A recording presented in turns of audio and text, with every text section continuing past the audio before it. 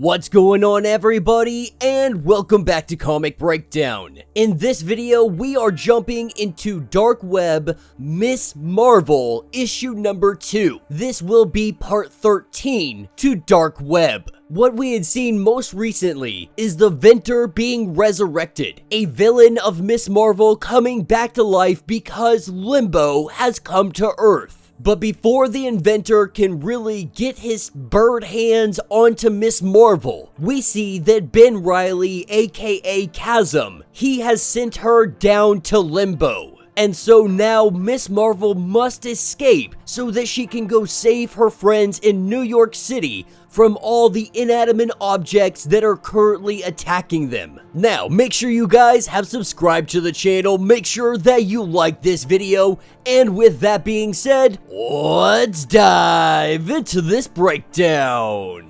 Alright gang, so as we dive into this issue, we are picking up with Gregory Knox, the man who initially created the Inventor. The Inventor has come to him, trying to figure out what is going on, trying to figure out why he was created. And Knox goes on to let us know that the world suffers from a great many problems. What Knox was trying to do is bring back the world's most brilliant minds, doing this in the hopes that they could come up with some kind of solution the rest of them haven't really thought of yet. But the Inventor believes that there is something wrong with him. Knox going on to tell him that of course there is. You have died twice over. Whatever is happening in New York is causing his reanimation. It is causing the microchip inside of his brain to activate. The rest of him is really just puppet on strings, which means he is starting to feel all tangled up. This is when he grabs Knox by the throat, and by all appearances, it looks like he kills him,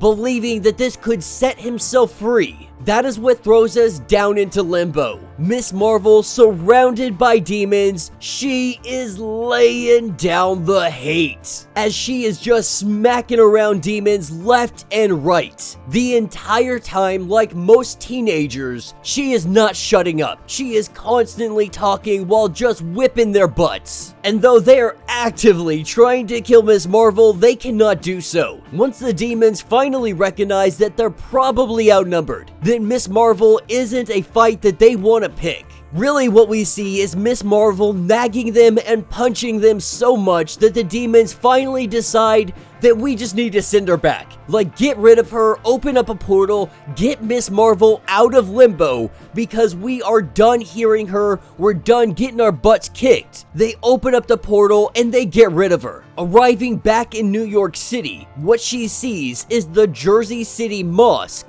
It has come to life, and it is making its way through the Hudson River. The problem with this, a lot of her friends and family, they happen to be inside, not knowing what to do, not knowing where to go. Ms. Marvel wants to go deal with this. Unfortunately, this is where we have the arrival of the Inventor. Not just the Inventor, but the Inventors. Before Knox had died, he let it be known that he had created others. This is where we see the Inventor and all his bird friends, having the minds of Da Vinci, Tesla, Curie, Thomas Edison, and Farnsworth. These are some of the greatest minds to ever exist, but there is one heck of a twist onto this. They are all birds. You see, the bird DNA helps stabilize the cloning process. This is why these individuals were able to come back, but they are obviously not the same people they were when they were in the land of the living, as Ms. Marvel tries to fight all of these guys off.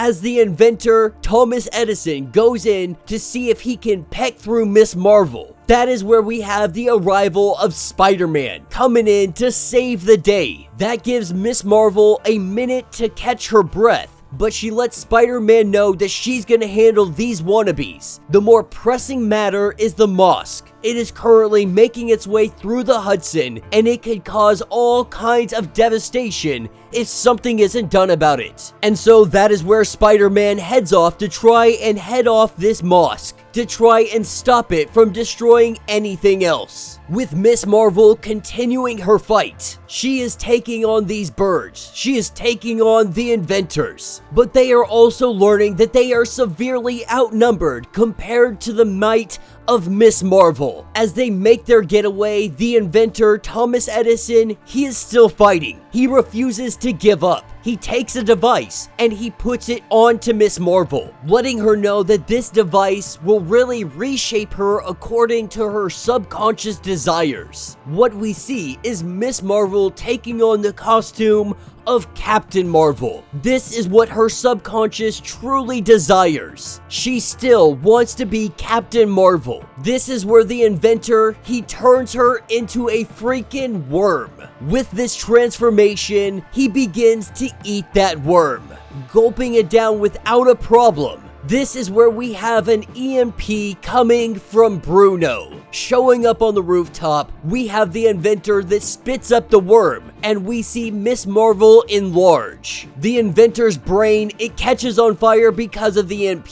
The inventor is quickly defeated because of this. And so with Miss Marvel being saved by Bruno, we are taken to the mosque that is currently flying above New York City. Miss Marvel and Spider-Man up here having a conversation. What we learn is the mosque really was just sick and tired of all the conflict between the individuals that were inside the mosque. Everybody had different decisions, different ideas on how to lead. No one could agree, and so the mosque was simply trying to get away from the people inside. With Spider-Man learning this information, he was able to convince the people inside and the mosque to work together, to figure a way to move forward, to stop all of this inside fighting. Now, Miss Marvel does believe that she should have been focused on really helping the Jersey City Mosque. These are her people, but at the end of the day, Spider-Man lets it be known that all of New York is your people, that she's not just a local hero to the Muslim community. Like Spider-Man, she is a hero to everybody, with Spider-Man going and swinging off saying that to never forget, Miss Marvel is an inspiration to all of them. That is where this issue will end. So let me know what you guys think down in the comments. So I'm not really a fan of Miss Marvel. I don't read any of the comics. I've tried here and there. I tried watching the TV show. I wasn't a big fan of it. It's just not a character for me. And so for me, this feels like Miss Marvel, even lately, not even just in Dark Web, but lately she has been shoehorned into a little bit of everything. They're trying to team her up with a bunch of individuals. They're trying to make her popular. They're trying to make her mainstream. The problem is I don't see a lot of people that are hugely running out to the comic book store to buy this comic, to buy anything related to Miss Marvel. I really think it's simply because the MCU has been pushing her so heavily that they think they might be able to make some money on the comic medium. You know, take for example this series Dark Web. Miss Marvel has 2 issues, and it relatively doesn't have much to do with anything going on with Dark Web,